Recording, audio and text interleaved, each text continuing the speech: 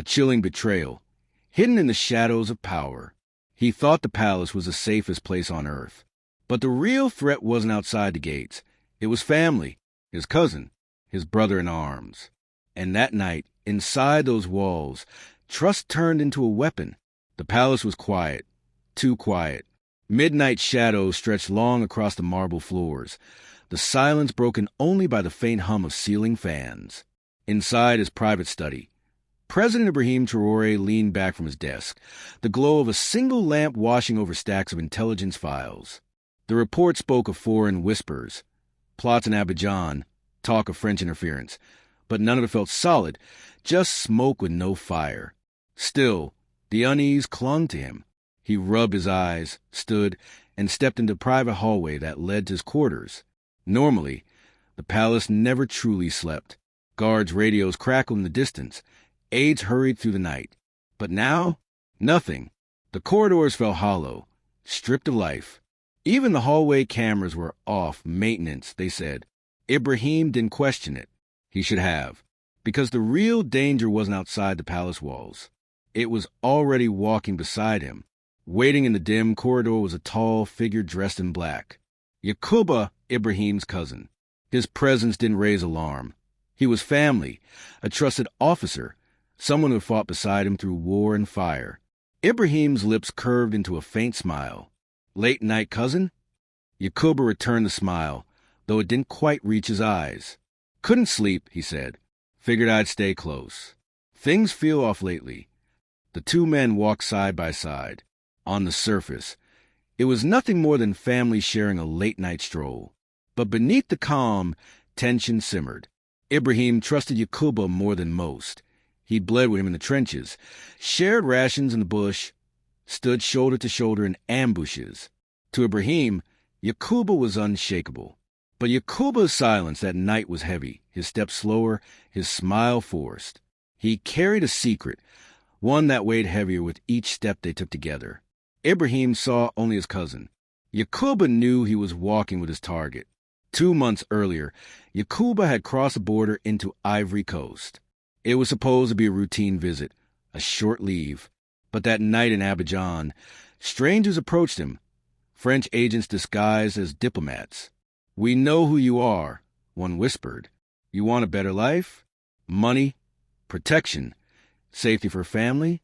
Do one thing. Just one. A clean shot. No witnesses." Yakuba didn't answer. But when they slid the pistol across the table, a silenced weapon fitted neatly into a custom case. He didn't refuse. He thought he could stall, thought he could find a way out later. But they knew his weakness. His younger sister, studying abroad. They showed him photos. If he disobeyed, she would pay the price.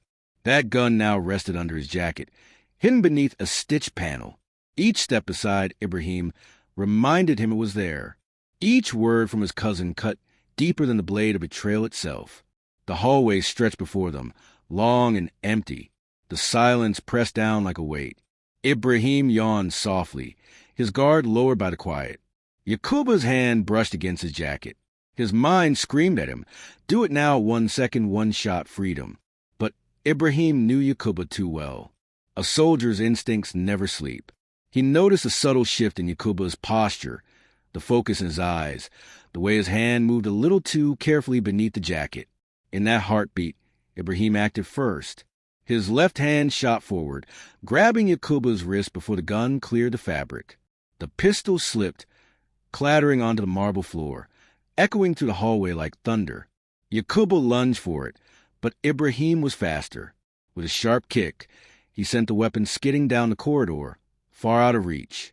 In one fluid motion, he drew his own sidearm and leveled it squarely at his cousin's chest. The palace corridor was silent again, but this time the silence was electric. Charge of betrayal, heartbreak, and the sting of family turned enemy. Yakuba froze, his chest heaving, sweat glistening across his brow.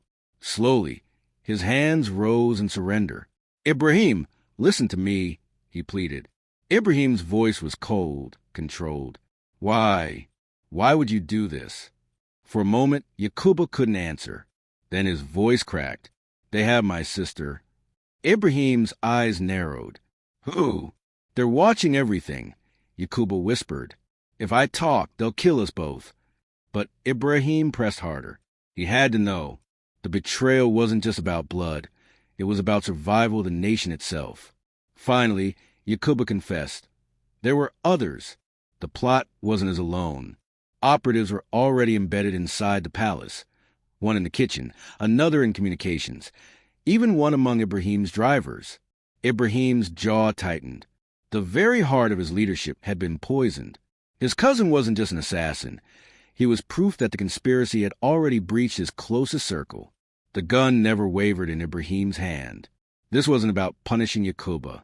It was about uncovering the truth. Far across the border, in a quiet villa in Abidjan, General Laurent Brissac received word of the failed attempt. A retired French intelligence officer, Brissac now operated in the shadows, pulling strings across West Africa. The cousin's failure didn't surprise him, but it didn't matter either. Yakuba was never meant to succeed. It was a message that counted. Break Traore's trust. Shake the foundation of his power. Make him doubt everyone around him. On a table beside Brissac lay folders, maps, lists of names. Networks of operatives stretched from Ouagadougou to Bamako. Infiltration wasn't an accident. It was strategy. Brissac's campaign wasn't just about removing Ibrahim Traoré. It was about making him fear his own blood. And with one betrayal exposed, Brissac knew the seed of doubt was already planted. Back in the palace, Ibrahim never lowered his weapon until his elite guards arrived. 4 men stormed the corridor, rifles raised, eyes sharp. Take him alive, Ibrahim ordered. No harm. Yakuba didn't resist. He walked quietly into the shadows, leaving Ibrahim alone in the silent corridor. But Ibrahim's fury wasn't about survival. It was about betrayal. That night, he summoned his intelligence chief. No one sleeps, he commanded. No one leaves. Tear the palace open. Every call, every visitor, every message traced. This is war. The failed assassination wasn't just an attack. It was an invasion. And Ibrahim Traoré wasn't going to wait for the next strike. He was going to hunt. Yakuba wasn't executed. Instead, Ibrahim saw an opportunity, along with Musa, another cousin tied to the driver unit. Both men would be kept under close watch, but their communication lines to French handlers left open. Every message they sent from then on was crafted by Ibrahim's intelligence team. False troop movements, fake weaknesses, manufactured infighting inside the palace. A web of lies fed straight into enemy hands. Colonel Tapsoba raised a brow. You're turning them into double agents? They're not agents, Ibrahim replied. They're pieces, and this is our board now. The trap was set. France believed it still had eyes inside the palace, unaware it was being fed illusions. Ibrahim wasn't playing defense anymore. He was playing chess, and every move brought him closer to exposing the truth. Weeks later, French-backed mercenaries crossed into Burkina Faso, following intelligence they believed came from trusted insiders. But Ibrahim's forces were waiting. The ambush was swift and merciless. Gunfire lit the night, and within hours the mercenaries were crushed. Documents were seized. Operatives captured. Proof undeniable. What began as betrayal ended as revelation. The plot wasn't rumor anymore. It was fact, exposed to the world. At the press podium, Ibrahim faces people. Colonial shadows will no longer poison Africa's future, he declared. We fight with unity, with intelligence, with courage. His words spread across the continent. He hadn't just survived an assassination attempt. He had turned betrayal into victory. Yakuba and Musa, once traitors, were reassigned under watch, allowed a path to redemption. And Ibrahim's name began to echo across Africa, not as a pawn of foreign powers, but as a soldier, a strategist, a survivor. Historians would one day call it a turning point. The Knight family turned into weapons, and Africa answered with strength.